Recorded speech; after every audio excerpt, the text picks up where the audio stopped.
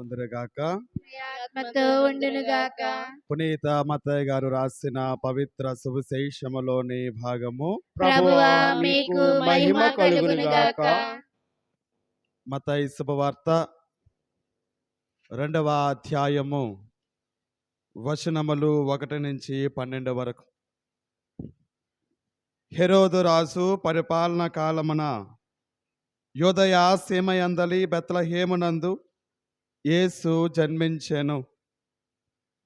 అప్పుడు జ్ఞానులు తూర్పు దిక్కు నుండి యెరూషలేమునకు వచ్చి, యూదుల రాజుగా జన్మించిన శిశువెక్కడ? ఆయన నక్షత్రమును తూర్పు దిక్కున చూచి మేము ఆరాధింపవచ్చితిమి అని అనిరి. ఇది విని హెరోదు రాజు యెరూషలేము నగర వాసులందరూ కలత చెందిరి. అంతటా రాజు ప్రజల ప్రధానార్చకులను ధర్మశాస్త్ర బోధకులను సమావేశపరిచి క్రీస్తు ఎచట జన్మించును అని ప్రశ్నించెను. యూదయ సీమయందుల బెత్లెహేమునందు అని వారు సమాధానమిచ్చిరి.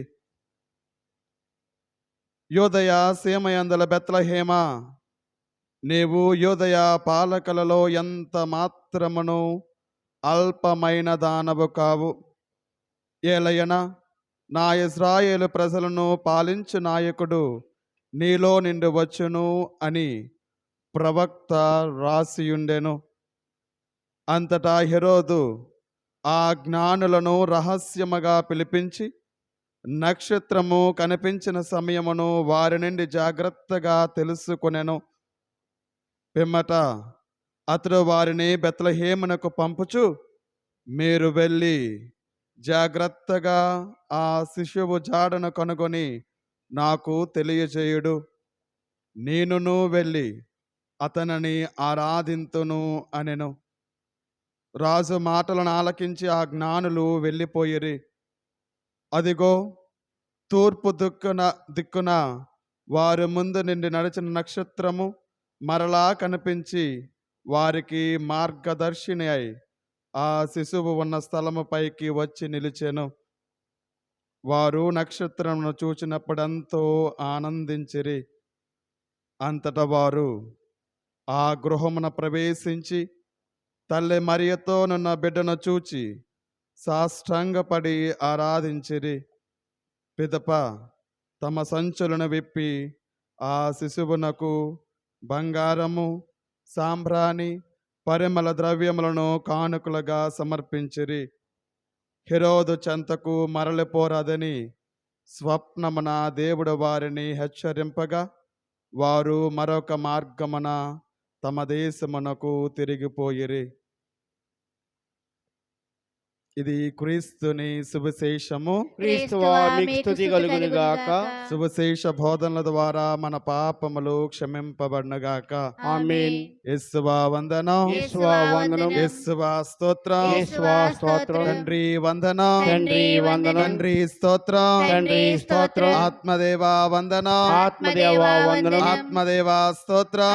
ఆత్మదేవా స్తోత్రం. త్రియేకదేవా వందనం. త్రియేకదేవా వందనం. త్రియేకదేవా స్తోత్రం. త్రియేకదేవా స్తోత్రం. తండ్రి ఆరాధన. తండ్రి ఆరాధన. తండ్రి మహిమ. తండ్రి మహిమ. తండ్రి ఘనత. తండ్రి ఘనత. యేసువా ఆరాధన. యేసువా ఆరాధన. యేసువా మహిమ. యేసువా మహిమ. యేసువా ఘనత. యేసువా ఘనత. ఆత్మదేవ ఆరాధన. ఆత్మదేవా ఆరాధన. ఆత్మదేవ మహిమ. ఆత్మదేవా మహిమ. ఆత్మదేవ ఘనత. ఆత్మదేవా ఘనత. హల్లెలూయా. Hallelujah. Hallelujah. Hallelujah. Hallelujah. Hallelujah. Hallelujah. Hallelujah. Hallelujah. హల్లెలూయా. ప్రభు క్రీస్తునాథుని యందు ప్రియమైన సహోదరి సహోదరులారా, నవ శనివారాలలో ఈ 8వ శనివారం రోజున క్రిస్మస్ గాథలో ముఖ్యమైనటువంటి వ్యక్తులుగా ఉన్నటువంటి జ్ఞానుల గురించి ధ్యానిస్తూ, ఈ ముగ్గురు జ్ఞానుల్లో మనము మెచ్చుకోవలసినటువంటి విషయాలు, వారి నుండి మనం నేర్చుకోవలసినటువంటి విషయాలు చాలా ఉన్నాయి. అందులో కొన్నింటిని ఈ రోజున మనం ధ్యానిస్తూ వారి నుంచి నేర్చుకోవడానికి ప్రయత్నిద్దాం. ప్రియమైనటువంటి దేవుని బిడ్డలారా, మరి మనందరికీ కూడా తెలుసు, పరిశుద్ధ గ్రంథములో ఈ ముగ్గురు జ్ఞానుల యొక్క పేర్లు మనకు తెలియపరచబడలేదు. కానీ ఈ జ్ఞానుల పేర్లేంటో మనకు చరిత్ర తెలియపరుస్తూ ఉంది. ఏంటి ఆ పేర్లు? వాళ్ళ ముగ్గురు పేర్లు గుర్తున్నాయా?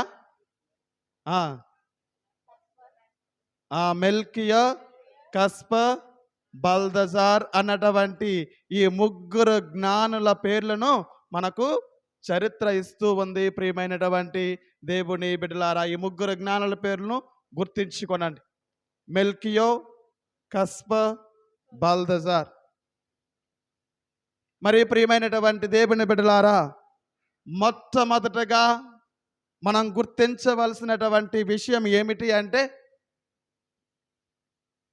ఈ ముగ్గురు వ్యక్తులు కూడా పరిశుద్ధ గ్రంథములో రాజులుగా గుర్తించబడలేదు, రాజులుగా వర్ణించబడలేదు.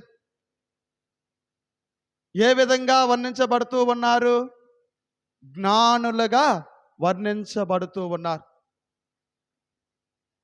ఎందుకు ఈ ముగ్గురిని రాజులుగా కాకుండా జ్ఞానులుగా పిలుస్తూ ఉన్నారు? ఈ ముగ్గురు ఎందుకు జ్ఞానులుగా పిలువబడుతూ ఉన్నారు? ఈ రోజున మనం తెలుసుకోవలసినటువంటి మొట్టమొదటి విషయం, ప్రియ దేవుని బిడ్డలారా, ఎందుకంటే వీరు, ఈ ముగ్గురు వ్యక్తులు కూడా అపర మేధావులైనప్పటికీ, వారికి ఎంతో జ్ఞానం ఉన్నప్పటికీ, తమకు ఇవ్వబడినటువంటి మేధాశక్తితో వారు సంపాదించుకున్న జ్ఞానం ఎంత ఉన్నప్పటికీ కూడా దేవుని జ్ఞానము ముందు తమ జ్ఞానము పనికి రాదు అని తెలుసుకున్నారు. దేవుని జ్ఞానము ముందు తమ జ్ఞానం పనికి రాదు అని తెలుసుకున్నారు. మరి అదే విధముగా దేవుడే అసలైనటువంటి జ్ఞాననిధి అని, ఈ దేవుడే జ్ఞానానికి ప్రవాహమని వారు గుర్తించారు. ప్రియ దేవుని బిడ్డలారా, అందుకే సామెతల గ్రంథం 1వ అధ్యాయం 7వ వచనంలో దేవుని వాక్యం మనకు అక్కడ తెలియపరచబడుతూ ఉంది. దేవుని పట్ల భయభక్తులు చూపుటయే విజ్ఞానమునకు విజ్ఞానమునకు మొదటి మెట్టు, లేకపోతే జ్ఞానమునకు మొదటి మెట్టు. మరి ఈ ముగ్గురు వ్యక్తులు కూడా దేవుని పట్ల భయభక్తులు చూపించారు కాబట్టి వీరిని ఏమని పిలుస్తూ ఉన్నారు? జ్ఞానులు అని పిలుస్తూ ఉన్నారు. ప్రియమైనటువంటి దేవుని బిడ్డలారా, మరి ఈ రోజున ఈ ముగ్గురు జ్ఞానులు కూడా, ఈ ముగ్గురు వ్యక్తులు కూడా నీకు నాకు కూడా పిలుపునిస్తూ ఉన్నారు. ఎల్లప్పుడూ దేవుని పట్ల భయభక్తులు కలిగి జీవించాలి అని. మన ఆలోచనలో, మన చేతల్లో, మన యొక్క చూపులో, ప్రతి విషయంలో కూడా మనం దేవుని పట్ల భయభక్తులు కలిగి జీవించాలి. మరి దీనిని గమనించినటువంటి మనం ఈ ముగ్గురు రాజుల నుంచి నేర్చుకోవలసినటువంటి కొన్ని విషయాలు, ఈ ముగ్గురు రాజుల నుంచి నేర్చుకోవలసినటువంటి మొట్టమొదటి విషయం, ప్రియమైనటువంటి దేవుని బిడ్డలారా, నిజ దేవుణ్ణి, లోక రక్షకుణ్ణి, ఈ దివ్య సప్రసాద ప్రభువుని ఆరాధించాలి అనే తపన, ఆశ మనలో ఉండాలి. నిజ దేవుణ్ణి, లోక రక్షకుణ్ణి మనం ఆరాధించాలి అనేటువంటి తపన, ఆశ మనలో ఉండాలని ఈనాడు ఈ ముగ్గురు జ్ఞానులు కూడా మనకు తెలియపరుస్తూ ఉన్నారు. మత్తయి శుభవార్త 2వ అధ్యాయం 2వ వచనం మనం చూసినట్లయితే, ఈ ముగ్గురు జ్ఞానులు కూడా అడుగుతూ ఉన్నటువంటి ప్రశ్న ఏమిటి అంటే, యూదులు రాజుగా యూదులు జన్మించిన రాజుగా జన్మించిన శిశువు శిశువు ఎక్కడా? ఎక్కడా? మేము ఆయనను ఆరాధింప వచ్చితిమి. చూడండి, ఈ జ్ఞానుల యొక్క తపన, ఆశ. ఈ లోకములో లోక రక్షకుడు జన్మించాడు అని తెలుసుకున్న తర్వాత ఆ లోక రక్షకుని మేము చూడాలి, ఆయనను మేము కలుసుకోవాలి అన్నటువంటి తపన. ఆయన ఎక్కడ జన్మించారో తెలియదు వారికి, ఆయన ఎక్కడ పుట్టారో వాళ్ళకి తెలియదు.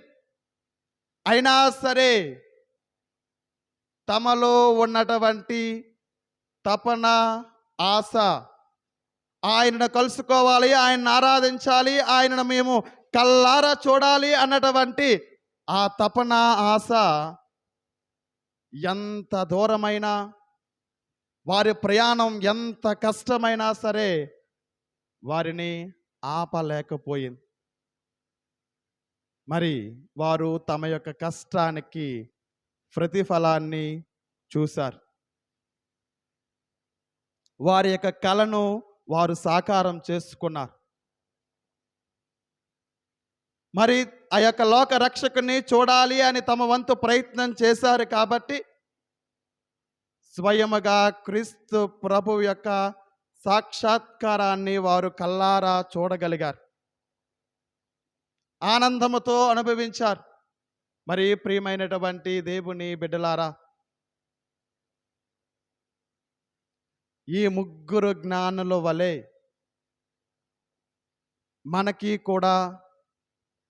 మనము కూడా నిజ దేవుణ్ణి ఆరాధించాలి అన్నటువంటి తపన, ఆశ ఉంటే మనల్ని ఏ ఎండ కానీ, వాన కానీ, గాలి కానీ, చలి కానీ, కష్టం కానీ, బాధ కానీ, దుఃఖం కానీ ఇవేవి కూడా మనలను ఆయన నుంచి దూరం చేయలేవు, ఇవేవి కూడా మనల్ని ఆపలేవు. ప్రియమైనటువంటి దేవుని బిడ్డలారా, ఆ యొక్క లోక రక్షకుని దర్శించుకోవాలనుకుంటే కష్టతరమైనటువంటి విశ్వాస జీవిత ప్రయాణం సాగించాలి.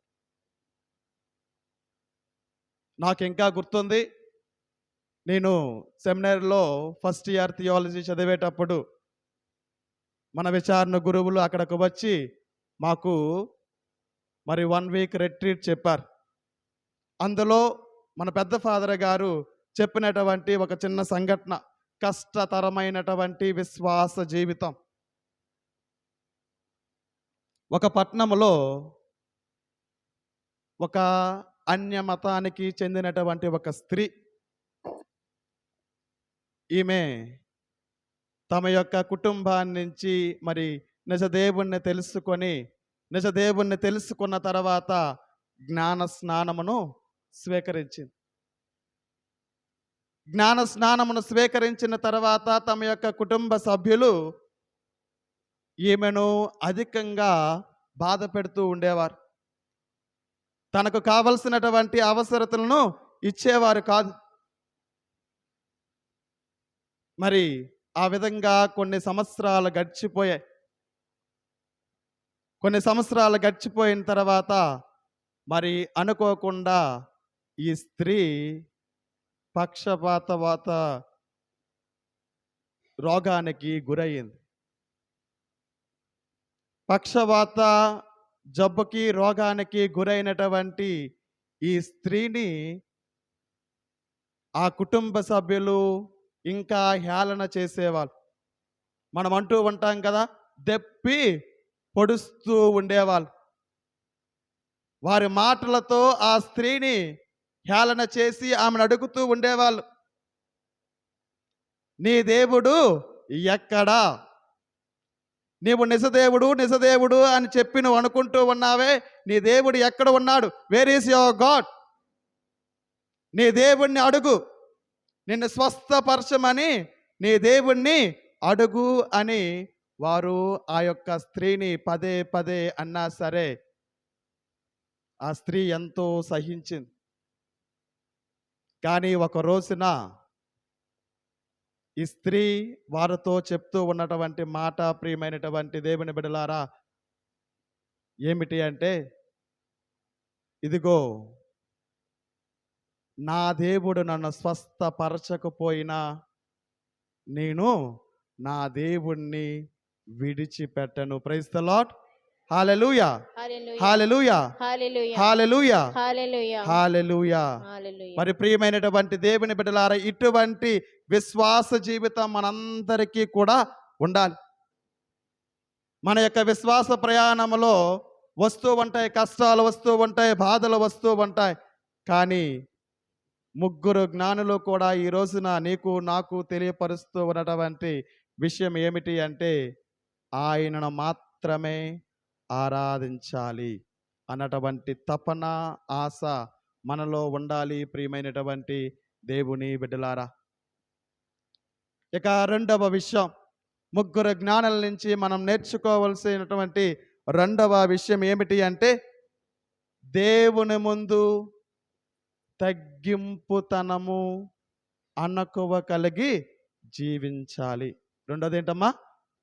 దేవుని ముందు తగ్గింపుతనము, అణకువ కలిగి జీవించాలి. మత్తయి శుభవార్త 2వ అధ్యాయం 11వ వచనం మీరు చదవద్దు. 2వ అధ్యాయం 11వ వచనములో ఈ ముగ్గురు జ్ఞానులు కూడా తల్లి మరియతో ఉన్నటువంటి ఆ యొక్క పసిబాలుని, ఆ యొక్క శిశువును చూసి ఏం చేస్తూ ఉన్నారు? సాష్టాంగపడి ఆరాధించిరి. చూడండి ప్రియ దేవుని బిడ్డలారా, ఈ ముగ్గురి వ్యక్తులకి కూడా ఎంతో లేకపోతే ఎన్నో పేరు ప్రఖ్యాతులు ఉన్నా, వీరి సమాజంలో ఎంతగా గౌరవించబడుతూ ఉన్నా సరే, వీరు ఏం చేస్తూ ఉన్నారంటే, ఆ పసి బాలుని ముందు సాష్టాంగపడి ఆరాధిస్తూ ఉన్నారు. సాష్టాంగపడడం అంటే తమని తాము తగ్గించుకోవడం, తమని తాము దేవునికి అర్పించుకోవడం. ప్రియమైనటువంటి దేవుని బిడ్డలారా, దేవుని పట్ల వారు కనబర్చినటువంటి ఆ వినయమే వారిని జ్ఞానులుగా సంబోధిస్తూ ఉంది. దేవుని పట్ల వారు కనబర్చినటువంటి మరి వారు ఎంత గొప్ప జ్ఞానులైనప్పటికీ కూడా ఈ చిన్నారి బాల యేసు ముందు వారు సాష్టాంగ ప్రమాణములో వారి అసలైనటువంటి జ్ఞానం కనిపిస్తూ ఉంది. వారు చేసినటువంటి ఆ సాష్టాంగ ప్రమాణములో వారు ఎంత గొప్ప వ్యక్తులో మనకు తెలియపరుస్తూ ఉంది. ప్రియ దేవుని బిడ్డలారా, మరి ఈనాడు ఈ ముగ్గురు జ్ఞానులు కూడా మనకు చెప్తూ ఉన్నది ఏమిటి అంటే, మనము ఎంత మేధావులైనా, మనము ఎంత గొప్పవారమైనా, సమాజంలో మనకి ఎన్ని పేరు ప్రఖ్యాతులు ఉన్నా, సమాజంలో నీవు నేను గౌరవించబడుతూ ఉన్నా, దేవుని ముందు వినయము, తగ్గింపుతనము కలిగి జీవించాలి అని. కానీ మనం దీనికి కొంచెం వ్యతిరేకంగా ఉంటాం. ఈ సమాజంలో మనల్ని ఎవరైనా సరే గౌరవించినా, లేకపోతే మనకు కొంచెం పేరు ఉన్నా సరే, మనం ఏదో సంపాదించేసాం అని అనుకొని ఈ నిజ దేవుని దగ్గరికి వచ్చినా సరే మోకరించి ఆరాధించలేనటువంటి పరిస్థితి మనది. చాలామంది చేస్తూ ఉన్నది ఏమిటి అంటే, ప్రియ దేవుని బిడ్డలారా, దేవుని సన్నిధానానికి వచ్చి మోకరించి ఆయనను ఆరాధించే అవకాశం ఉన్నా సరే, ఆయన ముందు మోకరించడానికి మరి కొంతమంది ఒప్పుకోవడంలే. ఆయన ముందు మోకరిస్తే నేను ఎక్కడ చిన్నవాడినైపోతానేమో అనే ఆలోచనతో ఈనాడు మనం బ్రతికేస్తూ ఉన్నాం. ప్రియమైనటువంటి దేవుని బిడ్డలారా, మరి ఈనాడు ఈ ముగ్గురు జ్ఞానులు కూడా నీకు నాకు తెలియపరుస్తూ ఉన్నది ఏమిటి అంటే, ఈ యొక్క దివ్య సప్రసాదనాదన ముందు తగ్గింపుతనము అణకువ కలిగి జీవించాలి అన్నటువంటి విషయాన్ని మనకు బోధిస్తూ ఉన్నారు, నేర్పిస్తూ ఉన్నారు. మరి మూడవ విషయం, ముగ్గురు రాజుల నుంచి మనం నేర్చుకోవలసినటువంటి మూడవ విషయం ఏమిటి అంటే, విలువైన కానుకను సమర్పించుకోవాలి. ఏంటమ్మా మూడవది? ఏంటి? విలువైన కానుకను సమర్పించుకోవాలి. మత్తయి శుభవార్త 2వ అధ్యాయం 11వ వచనములో ఈ ముగ్గురు జ్ఞానులు కూడా తమ యొక్క సంచులను విప్పి ఏం అర్పిస్తూ ఉన్నారు? దేవునికి ఏం సమర్పిస్తూ ఉన్నారు? బంగారము, సాంబ్రాణి, పరిమళ ద్రవ్యము. అంటే ఈ ముగ్గురు జ్ఞానుల దగ్గర, ఈ ముగ్గురు వ్యక్తుల దగ్గర ఉన్నటువంటి విలువైనటువంటి వస్తువులను ఆ యొక్క దేవునికి వారు సమర్పిస్తూ ఉన్నారు. నీవు నేను బంగారము, సాంబ్రాణి, పరిమళ ద్రవ్యము, లేకపోతే ఇంకేదో సమర్పించుకోలేమేమో. కానీ గుర్తించండి ప్రియమైనటువంటి దేవుని బిడ్డలారా, బంగారము, సాంబ్రాణి, పరిమళ ద్రవ్యము కన్నా విలువైన ఖరీదైన కానుకలను నీవు నేను కూడా సమర్పించుకోవచ్చు. ఆ కానుకలు ఏమిటి అంటే, నీ జీవితాన్నే ఒక కానుకగా సమర్పించు. దేన్నమ్మా? దేన్ని సమర్పించాలి? మన యొక్క జీవితాన్నే దేవునికి ఒక కానుకగా సమర్పించాలి. మరి నీ జీవితమే ఒక విలువైనటువంటి కానుక. ఎప్పుడైతే నీవు నీ జీవితాన్ని దేవునికి కానుకగా సమర్పిస్తావో, అప్పుడు పాపం అంటే నీకు భయం పుడుతుంది. నీ జీవితాన్ని దేవునికి కానుకగా సమర్పించినప్పుడు నీవొక పాపం చేయాలంటే నీకు భయం. దీనికి చక్కటి ఉదాహరణలు మనకు పరిశుద్ధ గ్రంథాల నుంచి కనిపిస్తూ ఉంటాయి. యోసేపు గారు పాత నిబంధనలో యోసేపు గారు తన యొక్క జీవితాన్ని దేవునికి ఒక కానుకగా సమర్పించుకున్నాడు కాబట్టి యోసేపు గారు పోతీఫర్ భార్యతో ఏమంటూ ఉన్నారు? నేను ఇంత దుష్కార్యమును ఎట్లు వడగొట్టుకొందును, ఇది దైవ ద్రోహము కదా. చూడండి, అక్కడ యోసేపు పాపం చేయడానికి భయపడ్డారు. మరి అదే విధంగా సూసన్న దానియేలు గ్రంథం 13వ అధ్యాయం 23వ వచనం ఒకసారి చదవండి అమ్మా. దానియేలు గ్రంథం 13వ అధ్యాయం 23వ వచనం.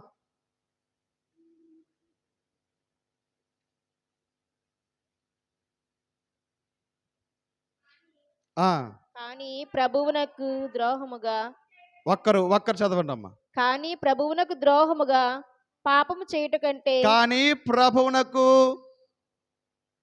ద్రోహముగా పాపము చేయుట కంటే నిర్దోషిగా నీ చేతికి చిక్కుటయే వీరి చేతికి చిక్కుటయే మేలెనను. మేలు. చూడండి ప్రియ దేవుని బిడ్డలారా, సూసన్న చెప్తూ ఉన్నటువంటి మాట, మరి బంగారము, సాంబ్రాణి, పరిమళ ద్రవ్యము కన్నా పాపము లేకుండా నీవు సమర్పించే నీ జీవితమే ఒక విలువైన కానుక, ఒక ఖరీదైనటువంటి కానుక. ప్రియ దేవుని బిడ్డలారా, మరి అదే విధముగా విలువైన రెండవ కానుక నీ సమయం.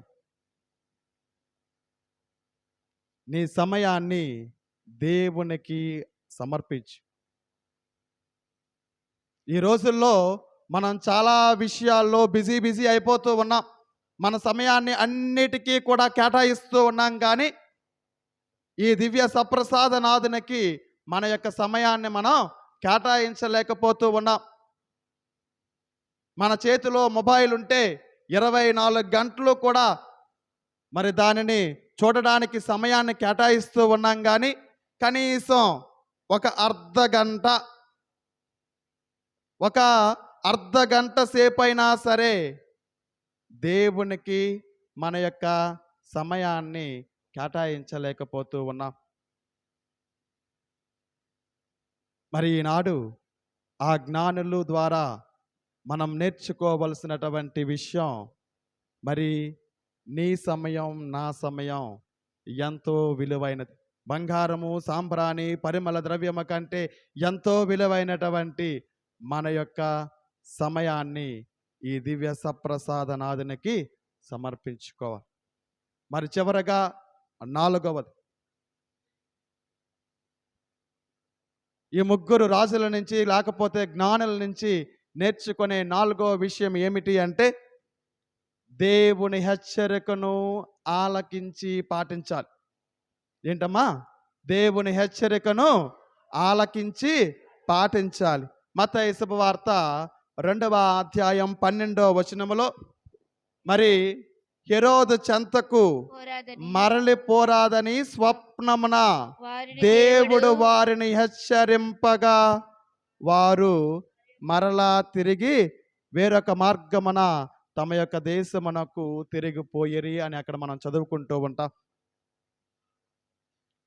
చూడండి, అక్కడ ఆ ముగ్గురు జ్ఞానులు చేసినటువంటి పని, దేవుడు వారిని హెచ్చరించారు.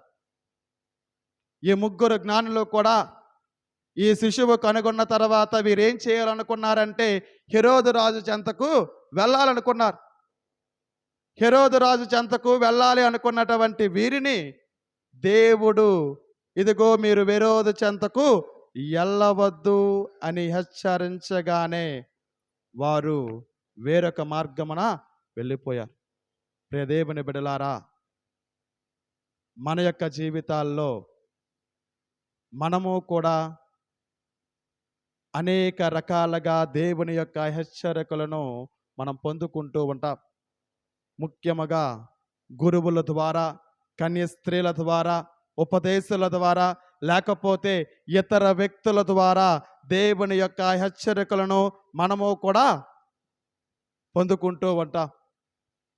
మరి దేవుని హెచ్చరికలను పొందుకున్నటువంటి మనం కూడా ఈ ముగ్గురు రాజులు జ్ఞానుల వలె మనము కూడా, ప్రియ దేవుని బిడ్డలారా, ఆ యొక్క దేవుని యొక్క హెచ్చరికను పెడచెవిని పెట్టకుండా దానిని ఆలకించి పాటించాలి అని ఈ ముగ్గురు జ్ఞానులు కూడా మనకు తెలియపరుస్తూ ఉన్నారు.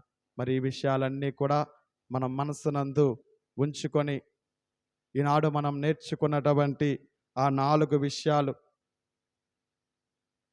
ఈ దివ్య సప్రసాదనాథుని ఆరాధించాలి అన్నటువంటి తపన, ఆయన ముందు తగ్గింపుతనము కలిగి జీవించాలి అన్నటువంటి ఆ యొక్క లక్షణం, ఆయనకు మన జీవితము అనే ఒక విలువైన కానుకను, సమయమును ఆయనకు సమర్పించాలని, ఈయన హెచ్చరిస్తూ ఉన్నటువంటి వాటిని పెడచెవిని పెట్టకుండా ఆలకించి పాటించాలి అని ఈనాడు ఈ ముగ్గురు జ్ఞానుల ద్వారా నేర్చుకున్నటువంటి మనం మన యొక్క జీవితాలలో వాటిని పాటించడానికి కావలసినటువంటి శక్తిని, ఆత్మీయ అనుగ్రహాలను మనకు దయచేయమని ఈ దివ్య సప్రసాద ఆరాధనలో మనం ప్రార్థించుకుందాం. చిన్న ప్రార్థన చేసుకుందాం. ప్రేమగల తండ్రి, కృపగల సర్వేశ్వర, మీ అనంతమైన ప్రేమకు, కృపకు, దయకు మీకు స్తుతులు, స్తోత్రముల ప్రభువా. మీ ప్రేమలో మమ్మల్ని ఎంతవరకు కాచి కాపాడుతూ ఉన్నందులకు మీకు స్తుతులు, స్తోత్రముల ప్రభువా. ఈ రోజున ప్రభువా, జ్ఞానుల గురించి మేము ధ్యానించుకొని ఉండగా ప్రభువా, జ్ఞానుల ద్వారా మీరు మాకు ఇస్తూ ఉన్నటువంటి ఆ యొక్క సందేశాలను మేము ఎల్లప్పుడూ కూడా గుర్తించుకొని నిన్ను మాత్రమే ఆరాధించే విధముగా, ఈ లోకములో మేము ఎంత సంపాదించినా, ఎన్నెన్ని అర్హతలు లేకపోతే పేరు ప్రఖ్యాతులు పొందుచున్నా సరే నీ ముందు తగ్గింపుతనము కలిగి జీవించడానికి కావలసినటువంటి మరి అదే విధముగా పాపము చేయడానికి భయపడే ఈ యొక్క జీవితమును మేము నీకు ఒక విలువైన కానుకగా సమర్పించుకోవడానికి నీవు హెచ్చరించే ప్రతి ఒక్క మాటను కూడా మేము ఆలకించి పాటించడానికి కావలసినటువంటి శక్తిని ఆత్మీయ అనుగ్రహములను మా అందరికీ కూడా దయచేయమని ఈ ప్రార్థన మనాదిరైన యేసుక్రీస్తు ద్వారా అడిగి వేడుకొనుచున్నాము తండ్రి. ఆమేన్. శిరమును వంచుడి వినయముతోడ మీ మహాయాద్భుత వర